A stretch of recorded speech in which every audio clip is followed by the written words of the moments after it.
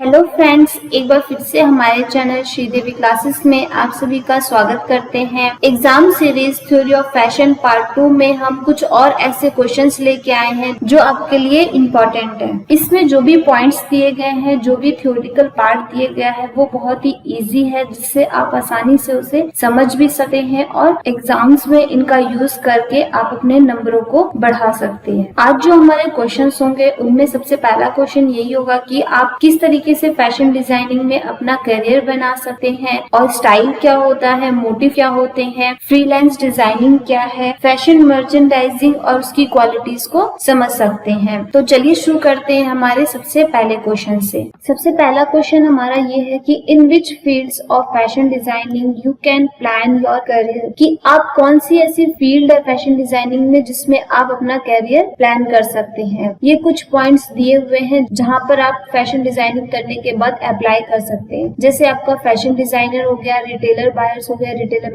Manager हो गया, fashion stylist हो गए, ज्वेलरी एंड फुटवेयर डिजाइनर हो गए, पर्सनल शॉपर्स हो गए, मेकअप आर्टिस्ट हो गया, फैशन मॉडल हो गए, फैशन फोटोग्राफर हो गए, फैशन जर्नलिस्ट हो गए और टेक्सटाइल डिजाइनर्स हो गए। जो फैशन डिजाइनर होते हैं उनको किसी भी परिचय की जरूरत नहीं होती, मतलब उनको किसी को इंट्रोड्यूस करने की जरूरत नहीं होती, वो खुद की पहचान खुद ही तैयार करते हैं। जो डिजाइनर्स होते हैं वो एक स्केच के थ्रू कोई भी डिजाइन को क्रिएट करते हैं और उसका पैटर्न बना करके और उसे तैयार करते हैं। फिर आता है हमारा रिटेल बायर्स। जब भी आप कोई फैशन डिजाइनिंग करते हैं तो आपको उसकी एक पहचान हो जाती है कि किस पर्सन पर कैसी ड्रेस अच्छी लगेगी, उसका जो आउटफिट है वो कैसा होगा, उसके अंदर जो शेप्स वगैरह है वो कैसी होगी। तो आप खुद का भी एक शॉप हो सकते हैं जिससे क्या आप कोई भी डिजाइनिंग ड्रेसेस को बना सकते हैं और उसे सेल कर सकते हैं। उसके बाद आता है रिटेल मैनेजर। रिटेल मैनेजर्स जो होते हैं वो आपके जो भी बड़े बड़े बुटीक्स, डिपार्टमेंट्स,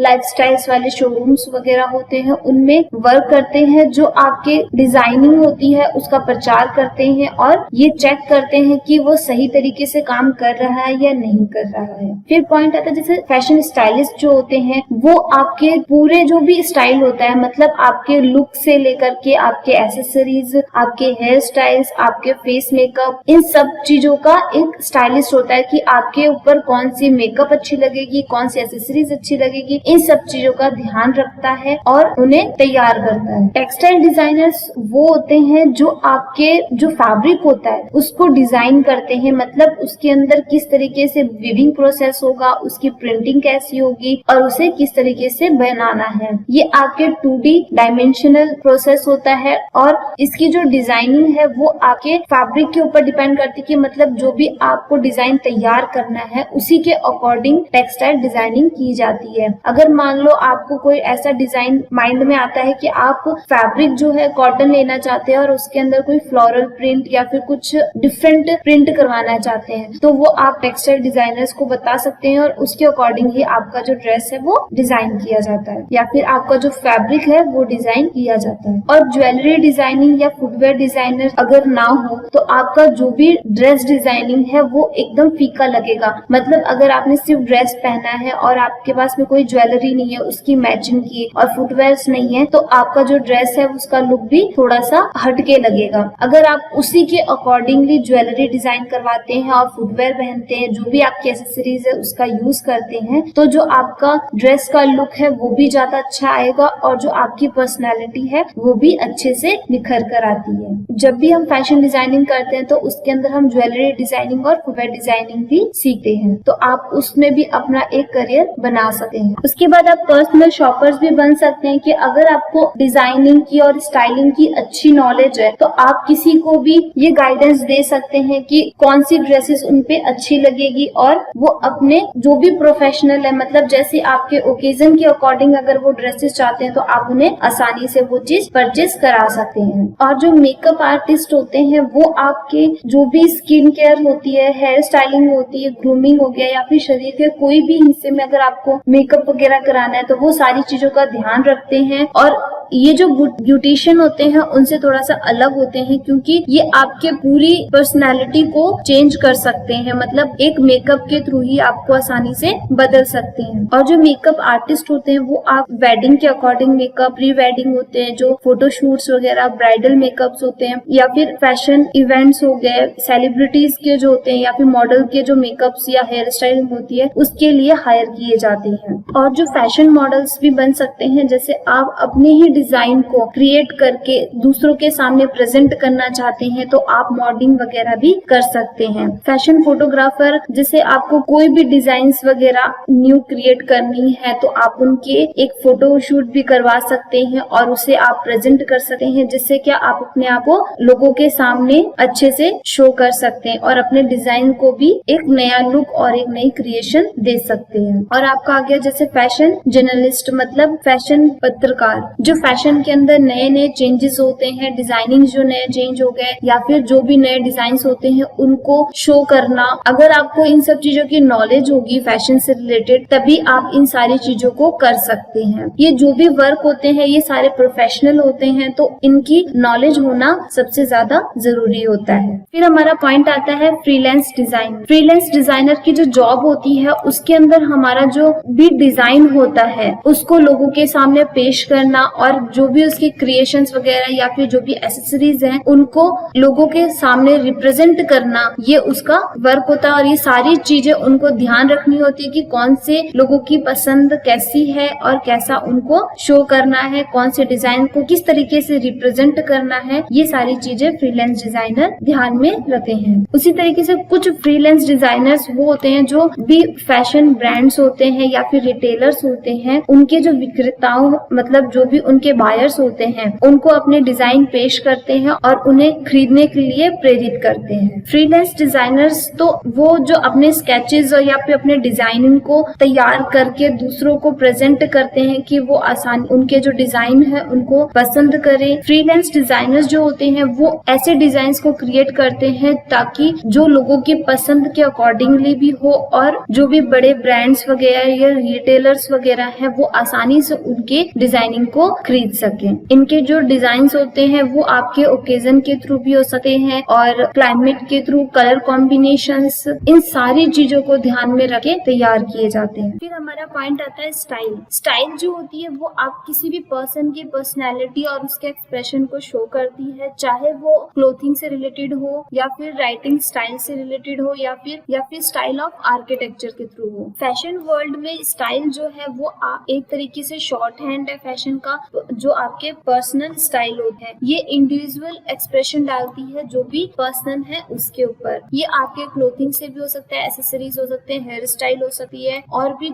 ऐसे चीजेस हैं जिनके वजह से आप अपने स्टाइल को चेंज कर सकते हैं। ये आपके आउटफिट पे भी डिपेंड करती है। स्टाइल क्या होता है कि जो भी पर्सन होता है उसकी पर्सनैलिटी पे भी डिपेंड करती है कि वो किस तरीके से स्टाइलिश लगेगा। मतलब उसकी जो फिगर वगैरह हो गया, जो उसका बॉडी स्ट्रक्चर हो गया, उसके डिजाइनिंग ड्रेसेस हो गई, एसेसरीज हो गए, उसके हेयर स्टाइल, उसका मेकअप, इन सब चीजों को मिलाकर एक स्टाइल बनता है। स्टाइल क्या होता है कि वो आपका इंडिविजुअल होता है, जो भी पर्सन होता है उसका पर्सनल लुक होता है। कि जैसे हम कभी भी किसी पर्सन को ऐसे देख के बोल सकते हैं कि उस पर्सन का जो स्टाइल है वो बहुत ही यूनिक है, मतलब उसके जो लुक है उसको देख के हम बोलते हैं, या फिर किसी के बोलने के एक्सप्रेशन को देखकर भी हम उसका स्टाइल बोल सकते हैं, या फिर उसके जो चलने का स्टाइल है वो हो सकता है। ये सारी चीजें मिला करके एक स्टाइल बनता है। जो आपका फैशन डिजाइनिंग से रिलेटेड अगर स्टाइल की बात करें तो हमारे जो गारमेंट से रिलेटेड आपके स्टाइल हो सकता है, हेयर स्टाइल से रिलेटेड आपके स्टाइल्स हो सकते हैं, आपके फेस एक्सप्रेशन या फिर आपके मेकअप से लेकर के हो सकता है। इन सभी चीजों का यूज किया जाता है हमारे स्टाइल में। फिर हमारा पॉइंट आता है मोटिव। मोटिव एक बेसिक यूनिट है डिजाइनिंग फॉर्म में, और जब ये डेवलप्ड होता है तो ये आपका डिफरेंट कॉम्बिनेशन में होता है, और जिसके शेप्स होते हैं वो ज्यादातर आपके ज्योमेट्रिकल शेप से लिया जाता है। जब भी हमें कोई पैटर्न बनाना हो तो हम क्या करते हैं, जो भी मोटिव होता है उसको अलग अलग तरीकों से रिपीट करते हैं और फिर उसी पैटर्न को रिपीट किया जाता है डिजाइन बनाने के लिए। इसलिए जब भी कोई मोटिव बनाते हैं तो उसके अंदर अब पैटर्न और डिजाइन का अपना एक अलग ही लुक होता है। उसी तरीके से जो इंडियन मोटिव होते हैं उसके अंदर जो आपके कल्चर वगैरह हो गए या फिर जो उनकी विरासत होती है उसके उसके अकॉर्डिंगली डिजाइन्स होते हैं, जैसे आपके नेचर से रिलेटेड, कल्चर से, रिलीजन से, सोशल इकोनॉमिक से रिलेटेड, इन सभी से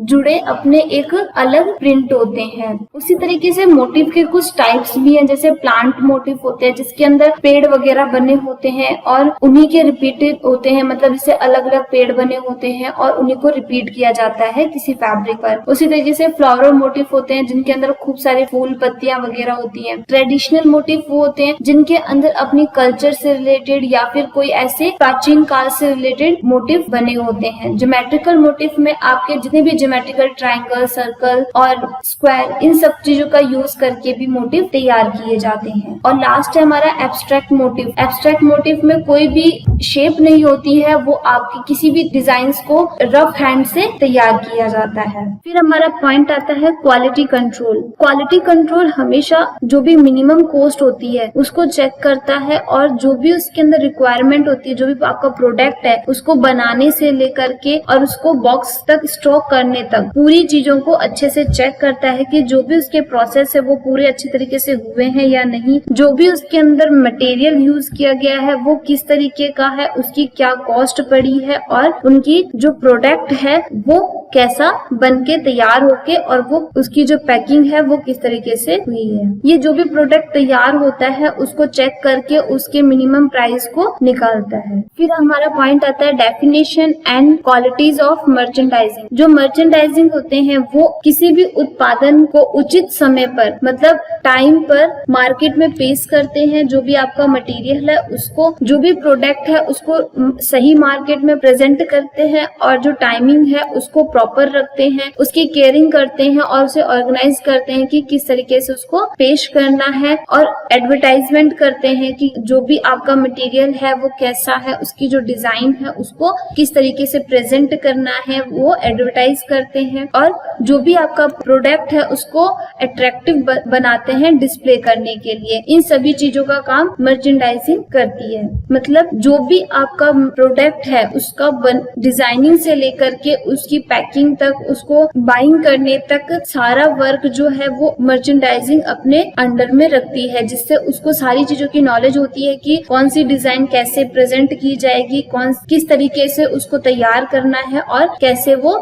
सेल होगा। इन सभी चीजों की नॉलेज मर्चेंडाइजिंग को होती है। अब इसके कुछ क्वालिटीज हैं, जैसे उनके अंदर ये सारी क्वालिटीज होनी जरूरी होती है, तभी वो अपने जो प्रोडक्ट है उसको अच्छी तरीके से तैयार भी कर सकते हैं और उसे सेल कर सकते हैं। जैसे उनके अंदर कम्युनिकेशन करने की अच्छी समझ होनी चाहिए और फैशन ट्रेंड की नॉलेज होनी चाहिए और हर चीज को अंडरस्टैंड करने की क्षमता होनी चाहिए और किस तरीके से पीपल को कन्विंस करना है कि वो उस प्रोडक्ट को खरीदे या फिर उसे यूज करें। और विजुअलाइज मार्केट नीड्स होनी चाहिए, मतलब वो बाजार को अच्छे से समझे कि बाजार में ऐसी कौन सी जरूरत है जिसको वो पूरा कर सकते हैं। और एनालाइज करने की क्षमता होनी चाहिए, नेगोशिएट करने की, मतलब बातचीत करने की क्षमता होनी चाहिए, नॉलेज होनी चाहिए कॉस्टिंग की, और कोई भी क्रिएटिव करने की भी नॉलेज होनी चाहिए। अगर अच्छे से वो कोई भी क्रिएशन नहीं कर सकता तो वो, जैसे अगर मान लो कोई भी डिजाइनिंग में कोई भी डिफेक्ट वगैरह है तो वो उस चीज को चेंज कर सके, ये